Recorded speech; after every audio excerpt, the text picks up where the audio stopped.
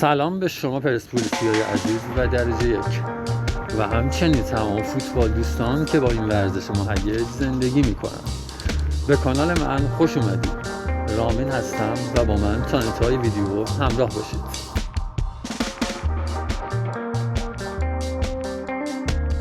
و اما امروز 29 بهمن ماه از ساعت 19:30 یامون صبحگوش اسمای کارتار در هشتمین و آخرین هفته از دور گروهی رقابت‌های لیگ نخبگان آسیا در ورزشگاه آزادی میزبان ستاره‌های پرتعداد النصر خواهند بود. بدون تردید این مسابقه یکی از مهیج‌ترین و مهمترین و همچنین دلهرآورترین بازی‌های چند سال اخیر باشگاه پرسپولیس.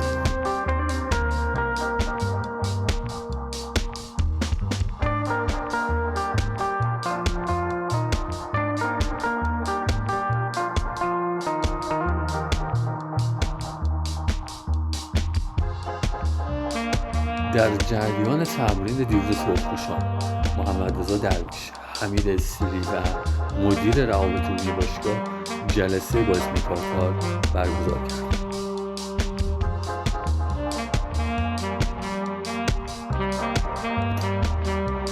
نکته بعدی درباره مسابقه وضعیت دو تیم در جدول لیگ نخبگان.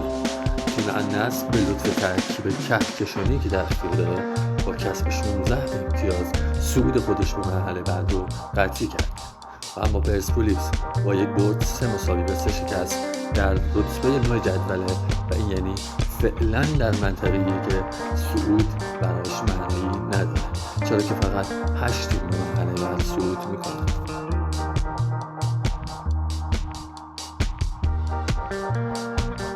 اسماعیل کارتار در آخرین تمرین این تیم 13 بازیکن رو برای حضور در ترکیب اصلی انتخاب کرد و قراره در جلسه قبل از بازی از بین 3 دفاع یکی خط بخوره و از بین خداوند ریگی آل کثیر یکی دیگه روی نیمکت بشه.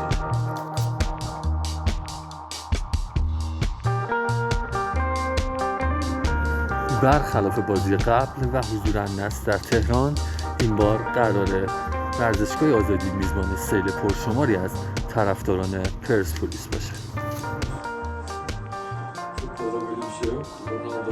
با هم بشنویم کنفرانس مطبوعاتی قبل از بازی سرمربی تیم پرسپولیس اسماعیل کارتار و همراه سروش رفیعی. Onların takımın derinliği, kadro genişliği, kadro kalitesi belli. Biz de elimizden geleni yapacağız yarın tabii ki. قطعا فوتبال همچین چیزی نیست. اگه قرار جان دوران رونالدو نیان قطعا بازیکنانی با کیفیت اونا حاضر خواهند شد و ما هم هر آنچه که لازمه برای فردا بازی فردا انجام خواهیم داد. Herkese iyi akşamlar. عصر بخیر میگم براتون. Yarınki Al-Nassr maçıyla ilgili son oynadığımız Sefa maçından bugüne kadar çok ağır bir maç geçirdik. برای بازی النصر بعد از اینکه آخرین بازیمون رو در برابر سپاهان انجام دادیم تمرینات روزای سختی داشتیم و سنگینی داشتیم. 10 kişiyle 120 dakika mücadele ettik. 10 نفره 120 دقیقه با سپاهان جنگیدیم. Bu kolay bir şey değil. چیز راحتی نیست این. O günkü maçta mücadele eden ve çok iyi futbol oynayan oyuncularımı tekrar tebrik ediyorum. از اینجا دوباره نیاز می‌بینم که بازیکنان که تو 120 دقیقه خوب جنگیدن ازشون تشکر بکنم.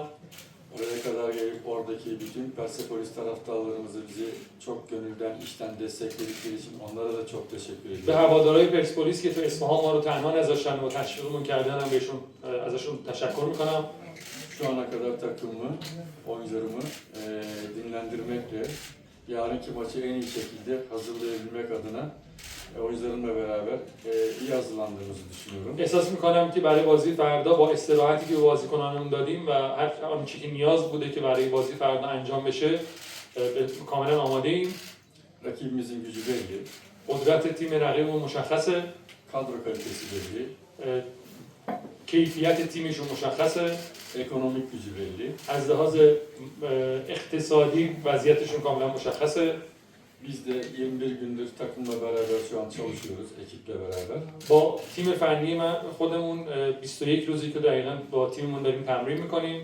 Her geçen gün bizim oyun sistemimizle ilgili در مورد سیستم بازی که داریم takımım ve oyuncularım adım adım güzel sinyaller veriyor ileriye dönük. نشانه‌های خیلی خوب و رو به جلویی از تیمم دارم می‌بینم. Pozitif futbol oynatan bir teknik direktör olduğum için من یک مربی هستم که فوتبال رو به جلو و تهاجمی دوست دارم. oyuncularıma sürekli pozitif futbol oynatabilmem için برای اینکه بازیکنانم هم این فلسفه رو به جلو رو در بازی اجرا بکنن، bu konuda beraber çok çalışıyoruz. خیلی با هم داریم کار می‌کنیم با تیمم. Oyuncularım da bu oyun sisteminden ve antrenmanlarımızdan çok memnun olduklarını bana gelip söylüyorlar. و بازیکنانم به من گفتن که از این سیستم بازی و از تمریناتی که داریم کاملا راضی هستن. Yarınki takım karşımızdaki tabii ki çok güçlü bir takım. تیم النصر خودتون هم می‌دونید تیم بسیار قدرتمندی هست. Kendi evimizde, kendi taraftarlarımızın önünde oynayacağız. در خانه خودمون جلوی تماشاگرای خودمون بازی خواهیم کرد. Biz taraftarlarımızı mutlu etmek için برای خوشحالی هوادارانمون و طرفدارامون iyi futbol oynayan, iyi mücadele eden ve Persepolis'e yakışır bir oyun gücü olan bir takım yaratmak istiyoruz. دنبال این هستیم که تیمی باشیم که بازی خیلی خوبی انجام میده و باعث خوشحالی هوادارانش میشه. Onun için yarınki maçta da oyuncularımla birlikte taraftarlarımızı mutlu edebilmemiz için برای اینکه در بازی فردا همراه با بازیکنان بتونیم که هوادارانمون رو خوشحال بکنیم، elimizden gelen en iyisini yapmaya çalışacağız. هر آنچه که از دستمون برمیاد به بهترین نحو انجام خواهیم داد. Sonuçta her şey birden olmuyor. در نهایت اینجوری نیست که همه چی یهو اتفاق بیفته. Çünkü sakat oyuncularımız var. چون بازیکن‌های مصدوم داریم. 4 günde maç oynuyoruz. هر 4 روز یه بار داریم بازی می‌کنیم. Bunlar kolay işler değil. اینا واقعا چیزای راحتی نیست. Ama zaman içerisinde çalışarak, teorik olarak ve pratik olarak sahada çalışarak ولی در با مرور زمان چه در جلسات فنی که داریم چه فرصت‌هایی که در تمرینات داریم، oyuncuların benim sistemi, oynatmak istediğim oyunu, oyun kültürünü anlamaya ve almaya başladılar. کم کم احساس می‌کنم بازیکنانم تونستن فلسفه فوتبال من و فرهنگ فوتبالی که من دوست دارم رو کم کم اجرا بکنن و بفهمن. Tekrar söylüyorum. دوباره تکرار می‌کنم، Zaman içerisinde در گذر زمان çok iyi mücadele eden, çok iyi futbol oynayan bir oyun kültürü Persepolis'te yaratmaya çalışıyorum. دوست دارم که یک فرهنگ فوتبالی که تیمم خیلی فوتبال خوبی بازی میکنه در پرسپولیس اجرا بکنم. Bu çalışma isteyen این نیازمند تلاش و کار ve sabır isteyen bir و süreç. چیزیه که نیازمند صبره. Onun için ben ve ekibim çalışmaktan ve kaçan insanlar değiliz. من و اکیپ فنی که با هم داریم کار میکنیم آدمایی نیستیم که از کار کردن فرار کنیم. 22 gün oldu İran'a, Tahran'a geleli. تقریبا 22 روزه که در تهران حضور دارم. Bir gün Tahran'da çıkıp da sokağa bir kahve içmedik, çay içmedik. واقعا میتونم بگم که یک روز هم نرفتیم و یه چایی یه قهوه‌ای تو خیابونای تهران بخوریم. Gece gündüz oyuncularımı en iyi şekilde احتیاط برابر نصف نصر، این تیتریه که روزنامه فریختگان کار کرده و امیدوار بوده که کارتال از بازیگاه هلال درس گرفته باشه. و اما روزنامه خبر ورزشی با تیتر پرسپولیس باش و حماسه ساز به استقبال این بازی رفته.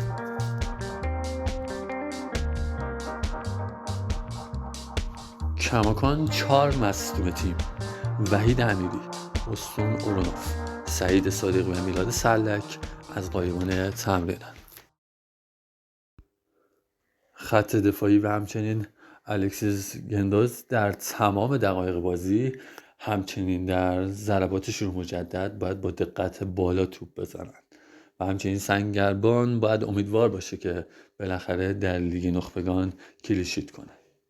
در خط میانی سروش رفیعی با تجربه بالا باید به تیم نظم بده و چشم همه پرسپولیسی‌ها باید به ساق‌پای سردار دورسون و علی پور باشه. که سعی کردیم تا حدی که میتونیم خودمون آماده کنیم، تو بهترین شرایط خودمون قرار بگیریم برای بازی فردا و میدونیم که رقیب قدرتمند قابل احترامی داریم، ولی با همه احترامی که براشون قائلم مطمئناً فردا با حضور پرشور هوادارمون بسیار کار سختی دارن و ما تمام توانمون میذاریم برای اینکه بهترین عملکردمون رو داشته باشیم و بتونیم از گروهمون صعود کنیم. در واقع جزء تیم‌های صعود کننده قرار بگیریم.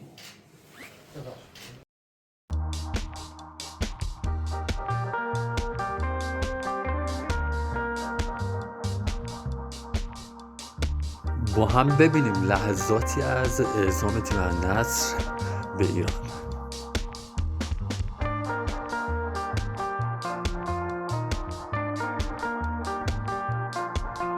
النصر تقریبا با ترکیب دوم خودش به ایران اومد. رونالدو، اوتاویو، دوران، بنتو و چندین بازیکن دیگه این تیم رو همراهی نمی‌کنن.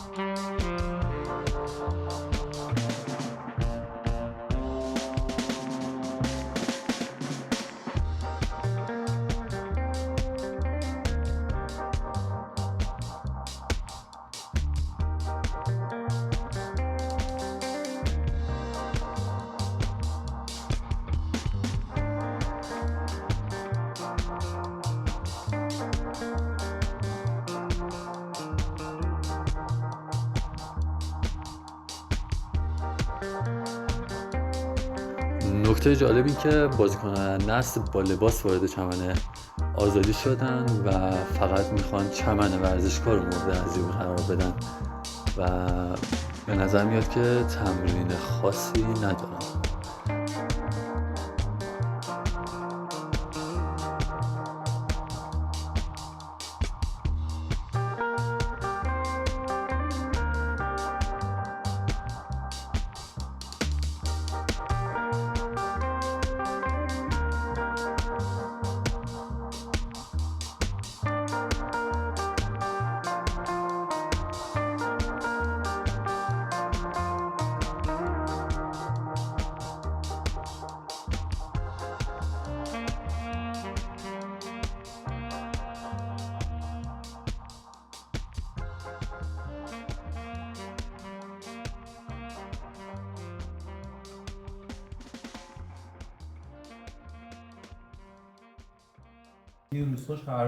و اما بشنوید صحبت‌های پیولی در کنفرانس قبل از بازی.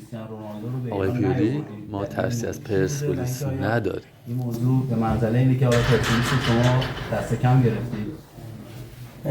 Noi per questa partita non avete portato come giocatori come Cristiano Ronaldo, anche altri giocatori famosi. Cosa vuol dire questo? Diciamo che comunque questa partita è importante per voi. Comunque, qual è la tua motivo che non avete portato giocatori come Cristiano? Ho deciso di lasciare a casa giocatori che avevano bisogno di riposo, è una scelta mia perché stiamo giocando tanto e giocheremo tanto. Ma questo non vuol dire che non pensiamo che la partita di domani sia importante. به هر حال این بازی برای ما مهمه. به هر حال یه سری بازیکن‌ها نیاز به استراحت هم دارن تو این، یعنی تو این کورسی که تو مسابقات عربستان و ایران داریم، آسیا داریم. ولی ما فقط دلیل اینکه نیاوردیم بازیکنامون فقط به خاطر استراحت بازیکنامون بود. ولی بازی برای ما مهمه. در مورد فوتبال ایران و استادیوم آزادی و پرسپولیس برام صحبت کنم و چه شناختی دارم از فوتبال ایران و چطور میرم بازی فردا. Okay, Mr. Naja, I'm going to ask you a question. First of all, welcome. Second of all, we would like it if you can share your experience and your information about Iran's football and Persepolis football team. أول شيء احنا جينا هنا في إيران مبسوطين احنا نجينا. طبعا first of all we are so happy we are here in Iran. بنشوف على حسب المقاطع اللي بيورونا هي النادي في الدوري الإيراني والمباريات. And what we watch already about this club and about Iranian football, we saw that. ما شاء الله الدوري كل ماله بيقوى وبيزداد. And we see that your Liga is very strong. خاصة في كأس آسيا لأن عدد الأجانب. Especially in Asia, because now you also have more foreign players who participate. منافسة كويسة في كل الفرق يعني. So the competition is strong between all the teams. المكسب الأخير هو بالجمهور. So in the end, the public is the most advantage in that. Thank you. گفتن که با توجه به شناختی که تا الان از تیم‌های ایرانی دارن، مشاهده ایران لیگ قوی داره و توی آسیا هم عملکرد خوبی داشته و همین مسئله باعث سختی این رقابت شده و فرق رقابت سخته.